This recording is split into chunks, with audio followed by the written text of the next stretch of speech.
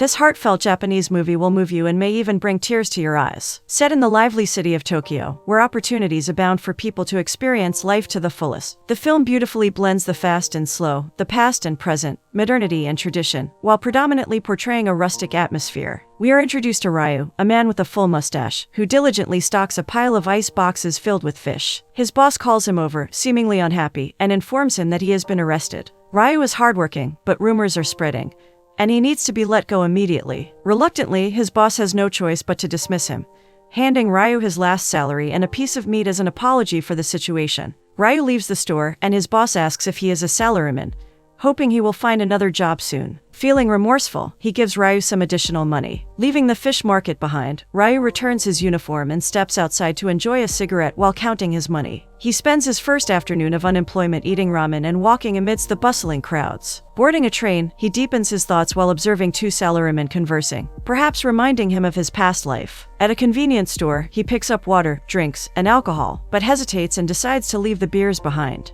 As Ryu walks under a tunnel, he bumps into some friends, Bo and Risa, who express concern about his well-being. They ask about his job and health, inviting him to their house for assistance since he is skilled at something. Risa slyly whispers to Ryu, mentioning her longing for their previous adventures as a trio. Ryu is disgusted and gently pushes her away. It seems as though the two may have a romantic history, as she is clearly more inclined towards him than just a friend, but he seems to be trying to keep his distance. The man then slips a sachet of white powder into Ryu's pocket, causing Ryu to feel compelled and slightly fearful of the two. They invite him to a club before departing. Returning to his apartment, Ryu takes out the sachet of white powder and discreetly places it in one of his coat pockets. Then, he turns on the stereo radio and opens a bottle of alcohol, pouring himself a glass. Ryu smells the drink but leaves it untouched on the counter. Instead of indulging, he goes to the balcony and begins the delicate art of bonsai trimming, finding solace among the living elements of his minimalist apartment adorned with plants and dressed in a simple white shirt. As the night grows darker, Ryu is awakened by the sound of the stereo music and proceeds to take a shower. Out of the shower, he hears activity beside his apartment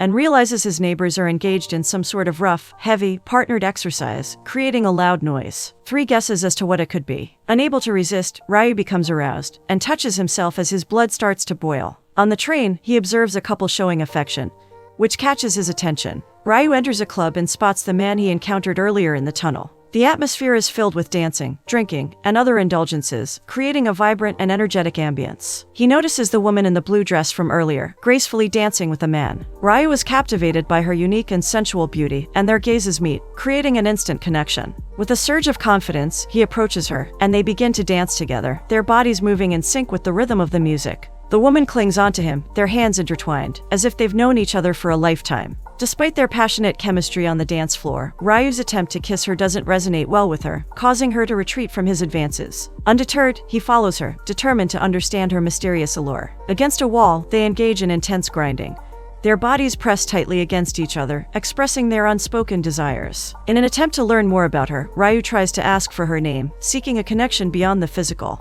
However, she remains silent and ultimately decides to leave, leaving Ryu yearning for more. Ryu decides to play it safe and orders a ginger ale, the least risky drink. The woman from earlier approaches him again, causing some disturbance. Eventually, Ryu departs, and by that time, morning has arrived. He heads to the train station and asks for the woman's name. It turns out she is wearing a uniform. Ryu reveals that he also speaks English, and explains the practice of adopting Western names when learning the language. He suggests giving a Japanese name to a foreigner as well. Ryu contemplates an appropriate name for her, but she abruptly decides to share her name, which is Hope. He compliments her on the name, and asks for more information about her. Hope cryptically responds that she is somewhere and everywhere. Ryu jokingly suggests she may be like a goddess, to which Hope mentions her association with Aphrodite, as Greek gods are more romantic than Roman gods. Enjoying their conversation, Ryu inquires whether Hope is a permanent resident or just visiting. Hope replies with neither, leaving an impression that she may be homeless. Ryu offers his apartment, but although Hope accepts his offer, she insists he not bother her romantically anymore, as what happened between them was a one-time thing.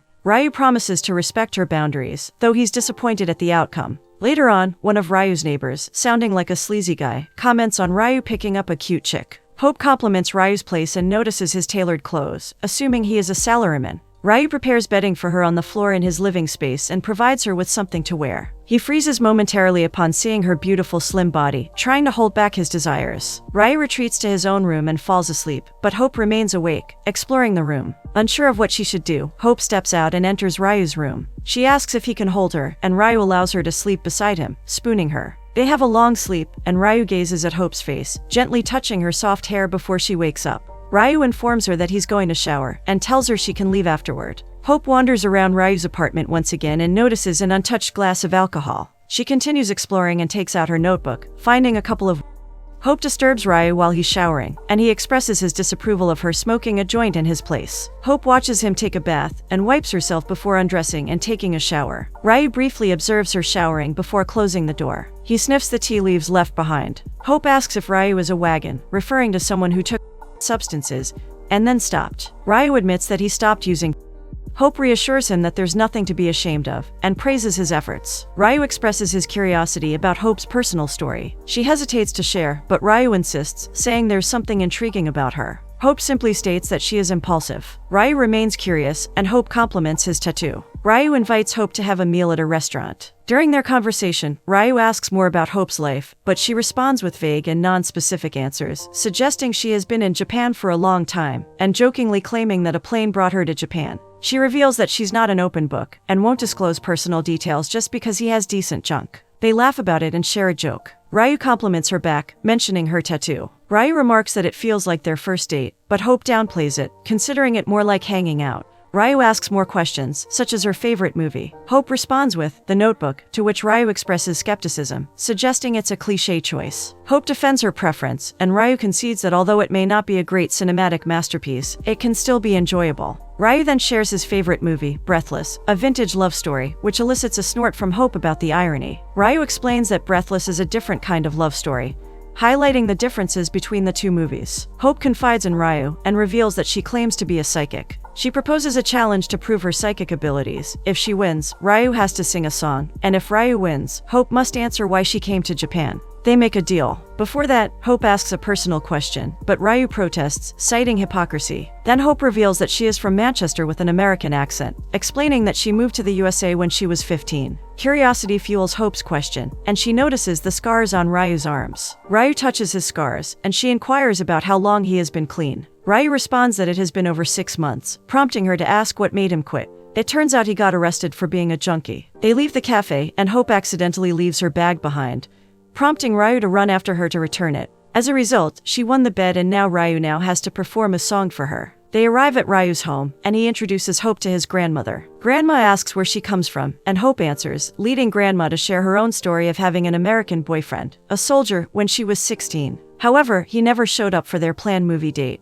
Ryu acts as the translator, as Hope understands little Japanese. It turns out that this is the first time Ryu has brought a girl home. Grandma compliments Hope, noting that she is quite cute. Ryu prepares tea with strawberries, a tradition he follows every year. Grandma shares more photos of Ryu as a child, teasing him about his cuteness and affordability. Ryu asks about Grandma's doctor appointment, and she expresses frustration with doctors, who always check her heart when something hurts, rather than addressing the specific problem. Ryu reveals that she has been heartbroken since his grandpa passed away. Ryu and Hope visit the altar of Ryu's grandfather and pray together. Later, they play cards and spend time together. Hope asks how long Ryu's grandparents were married, and he replies that it was about 50 years. Hope comments that they must have been soulmates. Ryu recounts how his grandpa proposed, revealing that they went to a festival, and while walking home, Grandpa asked in a whisper if Grandma could make him miso soup every day, which led to their marriage. Ryu considers himself a realist, though, and believes in love, but not in the concept of one true love for each person. Hope finds Ryu's attitude cynical. Ryu asks her to make miso soup, and promises to teach her. Later, they are in the park, discussing longevity and a healthy lifestyle. Hope mentions that Ryu is fortunate to have a grandmother like Grandma. She reveals that she doesn't have grandparents, and only possesses a ring pendant as an heirloom. Ryu wondered about it before. Hope explains that her mom gave her the ring before she passed away, and that she doesn't know much more about its history. They spend more of the afternoon in the park, deepening their connection. Ryu expresses his desire to become a yakitori chicken shop owner, reminiscing about how his grandpa used to take him to a yakitori shop and joke around, often giving them extra food. Hope observes that Ryu's childhood photo radiates a bright optimism that seems to have faded. Curious, she asks what Ryu's young self would say to him now. Ryu, being negative, believes his child self would be disappointed in him due to his past mistakes. Hope tries to reassure him though, emphasizing that everyone makes mistakes. Hope shares her own childhood dreams of becoming an artist, because she loved drawing everything. She studied art in high school, but became discouraged when her boyfriend criticized her skills. Ryu encourages her to pursue art again, urging her to invest in herself and give it another try. Although initially hesitant, Hope eventually gives in to Ryu's encouragement. Ryu even offers to model for her, and she strikes a cringe-worthy pose by a tree, showing him her various looks. He promises to pose for her as well. As they hold hands, Ryu admits that he likes her and enjoys talking to her. Ryu expresses his desire to spend more time with her, but this sudden change in mood affects Hope. Ryu acknowledges that it may seem crazy since they just met, but he asks Hope to stay with him. In response, Hope kisses him and suggests that they should simply enjoy the moment for what it is. She doesn't seem to be the kind of person who likes to plan too far ahead. They share another mysterious kiss. As twilight approaches, the couple ride the carousel like curious kids and hold hands like long-time lovers, even though they have only known each other for less than 24 hours. They feel as if they are the only ones in the park. Then, a sudden downpour of rain begins. They decide to ride the Ferris wheel, where they share tender moments, kissing and holding hands. Ryu asks if Hope likes sashimi, and mentions that he has a piece of salmon at his house, a gift from his former boss. He promises to wine and dine her, but Hope reminds him that he doesn't drink. Ryu explains that he doesn't need alcohol to entertain her, as he is more of a giver. However, their happy and blissful moment is interrupted when Risa enters the train car, giving them death glares. The intense glare makes both Ryu and Hope feel uncomfortable. Risa approaches Ryu, but he quickly grabs Hope and tries to move away. However, Risa continues to follow them like a stalker. Eventually, she catches up to them and insults Hope. Unable to tolerate the insult, Ryu pulls Risa aside and tells her it's over between them. Risa still pleads with him, begging to be together again.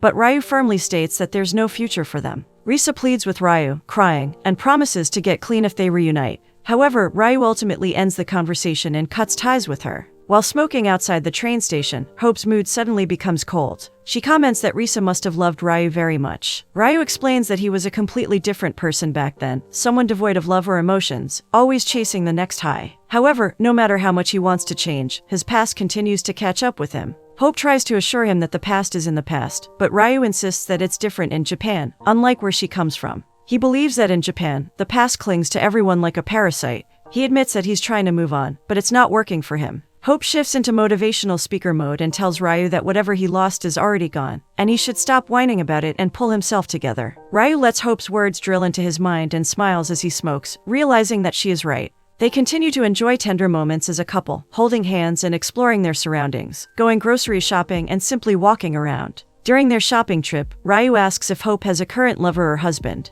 Hope reveals that she doesn't have anyone significant in her life at the moment. Ryu tries to assert himself as the significant one, but Hope maintains that he is not, and she is unsure if she will even return to Japan. She reveals that she is departing the following afternoon. The pair will need to cherish the few moments that remain. While waiting for the train, Ryu hugs Hope and gives her kisses on her forehead. Back at Ryu's apartment, he fulfills his promise and cooks for her. Hope watches him prepare miso soup and sashimi. Ryu serves wine before they indulge in his superb cooking. He takes the opportunity to teach Hope about traditional Japanese food. Ryu also shares a story about his other family, mentioning that his uncle eats tofu almost every day. It was his favorite dish prepared by his aunt, and after her passing, it became his way of connecting with his deceased wife by eating it daily. Hope compliments Ryu's skills in the kitchen and playfully asks if he was a chef in his former life. Ryu looks at his suit and confesses that he used to be a salaryman in the fashion industry. He had a great job that allowed him to travel to Paris, Milan, and London every season. It was a dream job, but he had to work long hours, which eventually turned him into a workaholic. One day, during an important meeting with a major vendor who could have given him a promotion, Ryu's nose started bleeding. However, out of politeness, the vendor didn't mention it, and Ryu was too high to notice the blood running down his face and staining his suit. While Ryu was giving a presentation, the vendor and the team excused themselves and never returned. Later, Ryu's supervisor asked him to take a test and searched his desk. Hope protests that they didn't have the right to search his belongings. Ryu explains that there's no concept of privacy in Japan, highlighting a cultural difference between America and Japan. Hope is astonished by what she learns. Ryu asks Hope about her happiest childhood memories, and she shares that it was her mother. Her mother loved to dance and would dance anywhere, from the laundry room to the living room, and even in the supermarket. Her father would join in the dancing, and Hope found it sweet to see their love before she was even born. Inspired by the conversation, Ryu stands up and asks Hope to dance with him. Giddy like a little girl, Hope happily obliges, and they dance sweetly in the living room. On impulse, Ryu confesses that he could dance with her forever. After dancing, they wash the dishes together, resembling a married couple. They venture out again, taking a walk at night.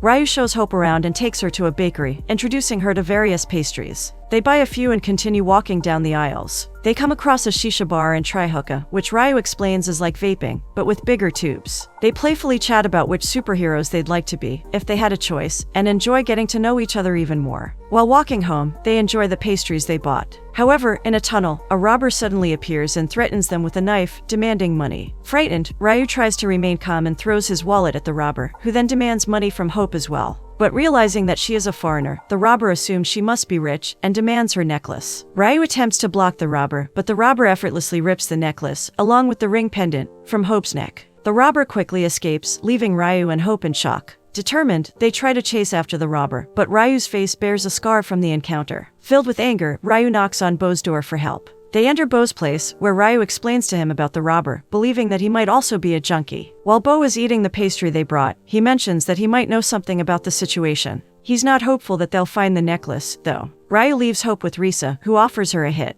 Despite the language barrier, they communicate through gestures and context. As Hope gets high, Bo provides Ryu with more details. They soon head to the robber's location. Hope tries to stop Ryu, concerned for his safety, but he insists on pursuing the matter, because the necklace is important to her. Determined to proceed despite her protests, he forces his way into the house. From outside, she can only hear some struggling and things breaking, before it suddenly falls silent. Unfortunately, the robber does not have the necklace, despite all their efforts. Feeling disappointed, they board the train and head home. Ryu's annoying neighbor, who acts like a pig, provokes him, leading to a fight. Hope intervenes and tends to Ryu's wounds. Ryu explains that his neighbor moved in a few months ago, and brings different girls home every night. The thin walls make it impossible to ignore the noise. In response, Hope playfully moans, as if she were an adult film star. While enjoying the remaining dessert, they gradually become intimate. Hope expresses her happiness at meeting Ryu, because it feels like the first time she has had control over her life. She wants to say something, but finds herself unable to. They share a passionate kiss and end up undressing each other. Ryu tells her that if she leaves, she should take his heart with her, and asks if she trusts him. In the midst of their intense and steamy encounter, Ryu reminisces about the many memories they created throughout the day. As promised in their earlier bet, Ryu sings to her while they cuddle. The next morning, while Ryu is sleeping, Hope sketches him. Upon waking up, Ryu suggests they go somewhere before Hope's flight, but she has something else in mind. Ryu dresses up in a suit, reminiscent of his days as a junkie salaryman, and they visit a temple to pray, cleansing him of his past. As it's time for Hope to fly back, Ryu helps her with her baggage. During the train journey, Hope mentions that she doesn't have any specific plans. Ryu intends to take his grandma somewhere, like Kyoto. Hope suggests she might come back, although it's just a passing remark, and she's not yet sure. With preparations complete, Hope is ready to fly back. Before parting ways, Hope gives Ryu a gift, a case containing a red tie. Ryu is delighted with it, and Hope suggests that he wear it for his first interview. She helps him put it around his neck. Although they feel saddened, Hope and Ryu must bid each other farewell. They embrace for the last time, and Hope holds back her tears as she heads to the boarding gate.